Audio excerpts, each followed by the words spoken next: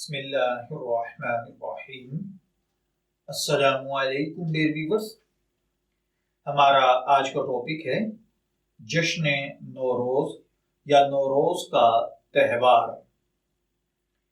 21 مارچ جو کہ نوروز منانے کا دن ہے، کیا اس کی اسلامی نقطہ نظر سے کوئی حقیقت ہے یا نہیں؟ مختلف کتابوں میں نوروز کی بڑی دینی اہمیت بیان کی جاتی ہے۔ مختلف جگہ پر قرآن کریم کے حوالے سے بتایا جاتا ہے کہ ازل سے اب تک جتنے بھی اہم واقعات رونما ہوئے ہیں وہ سب اسی دن ہوئے۔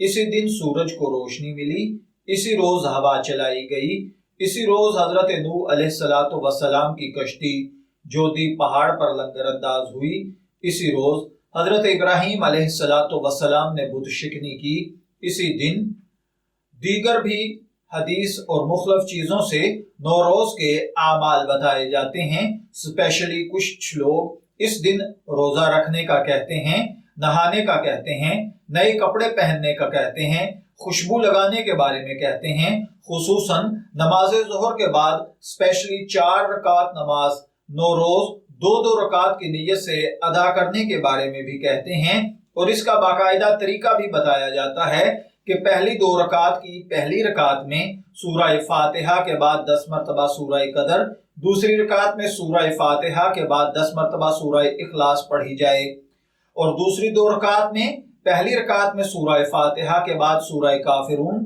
اور دوسری رکعت میں سورہ فاتحہ کے بعد 10 مرتبہ سورہ ناس اور پھر 10 مرتبہ سورہ فلق پڑھی جائے۔ تو کیا یہ سب کچھ کرنا جائز ہے یا نہیں؟ قرآن و حدیث کے حوالے سے کوئی نوروز کی اہمیت اور فضیلت ملتی ہے یا نہیں؟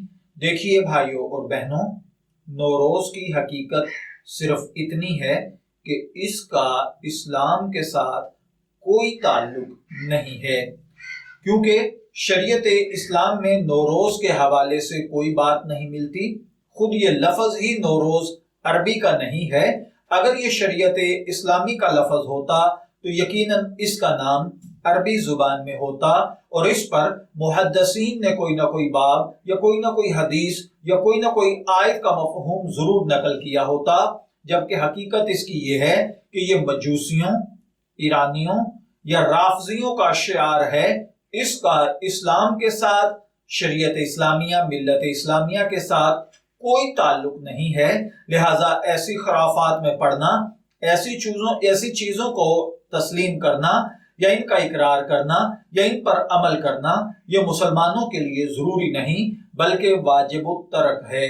میں دعا گو ہوں کہ اللہ تعالی ہمیں ان باتوں کو سمجھ کر ان کے مطابق عمل کرنے کی توفیق عطا فرمائے۔ شبیر احمد کو اجازت دیجیے، پھر حاضر ہوں گے کسی نئے ٹاپک کے ساتھ۔ تب تک کے لیے اللہ حافظ۔